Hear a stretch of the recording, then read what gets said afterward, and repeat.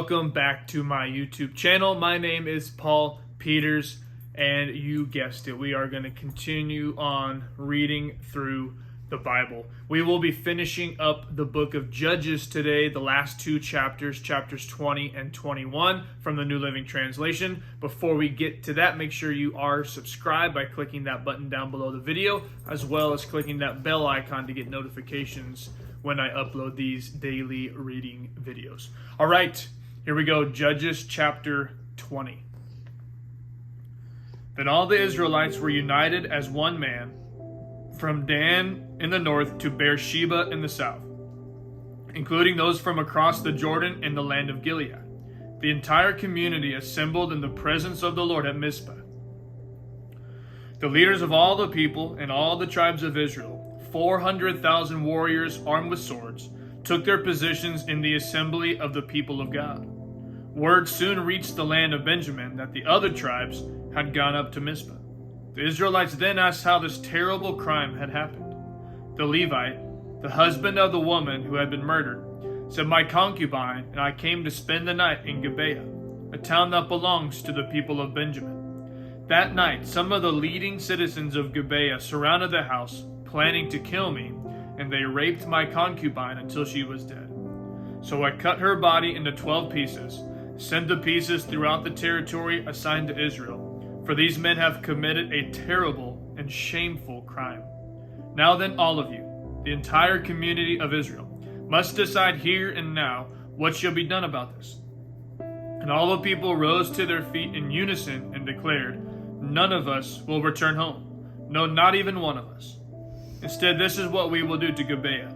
We will draw lots to decide who will attack it. 1/10 of the men from each tribe will be chosen to supply the warriors with food, and the rest of us will take revenge on Gibeah of Benjamin for this shameful thing they have done in Israel." So all the Israelites were completely united, and they gathered together to attack the town.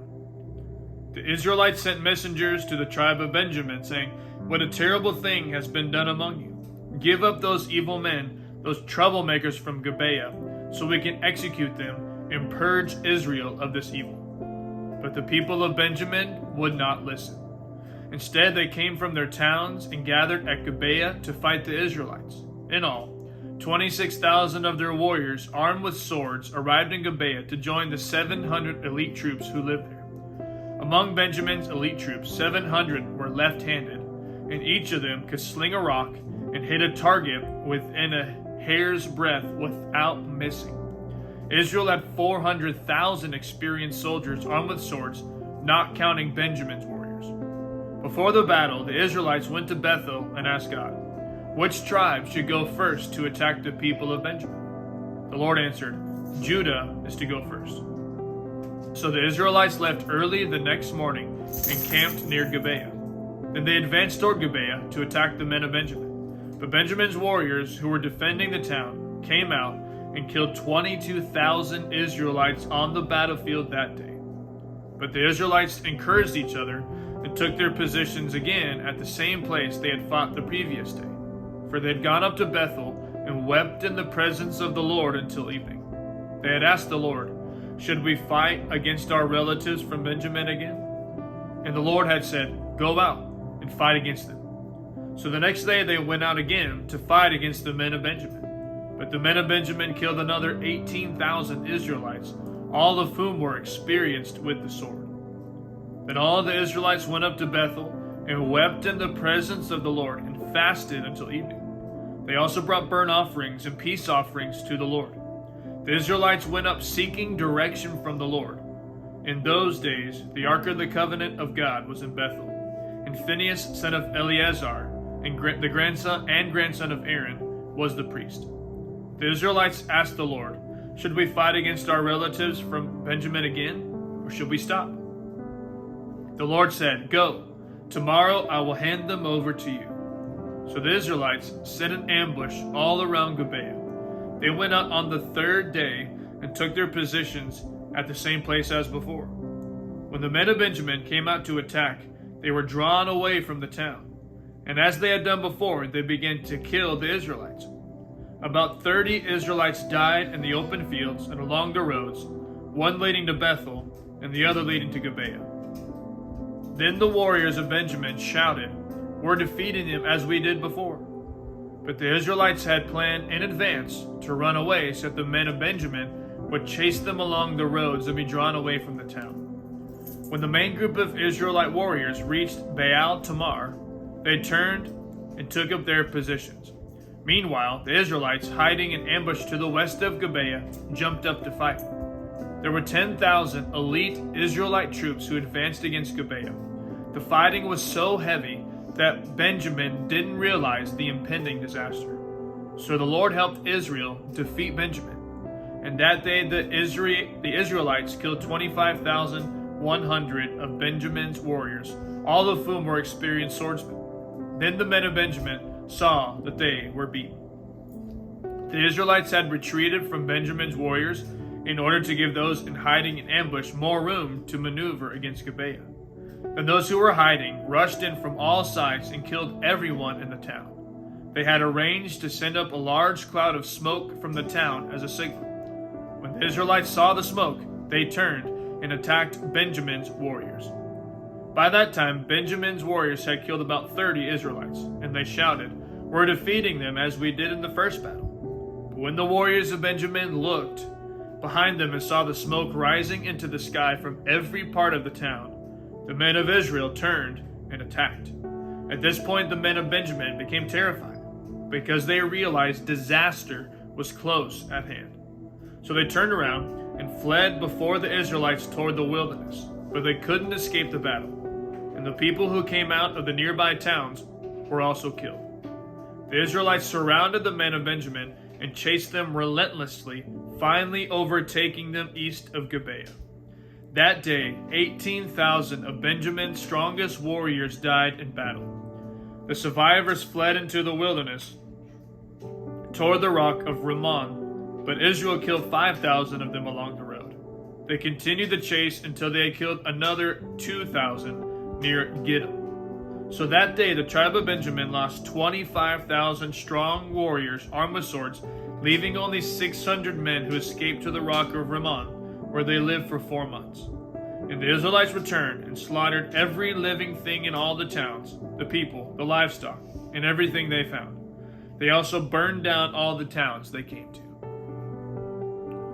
Judges chapter 21. The Israelites had vowed at Mizpah, "We will never give our daughters in marriage to a man from the tribe of Benjamin." Now the people went to Bethel and sat in the presence of God until evening, weeping loudly and bitterly. "O Lord, God of Israel," they cried out, "why has this happened in Israel?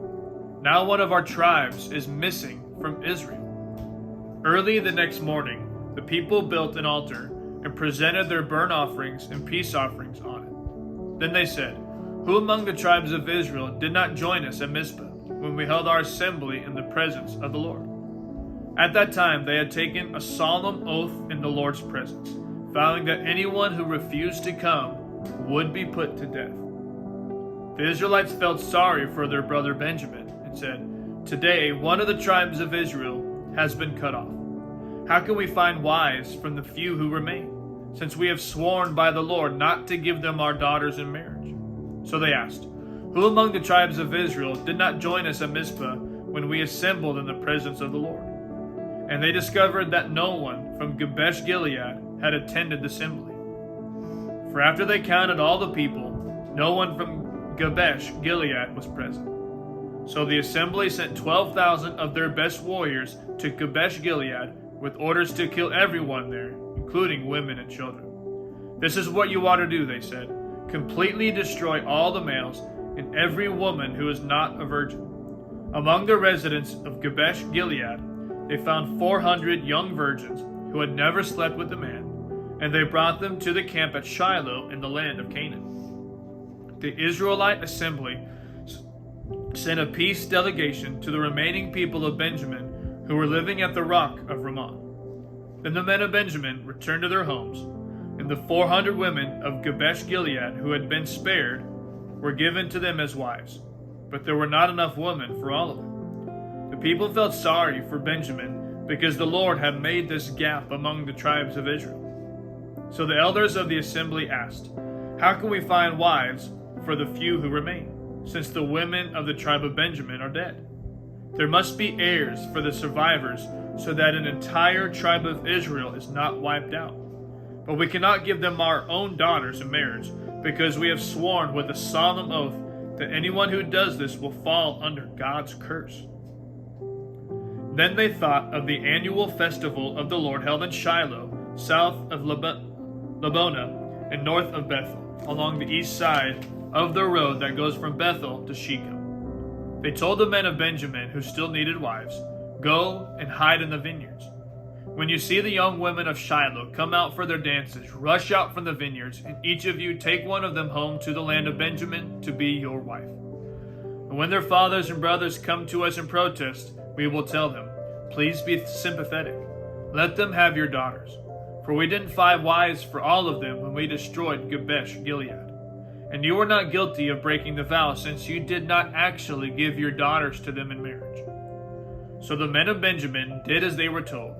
Each man caught one of the women as she danced in the celebration and carried her off to be his wife.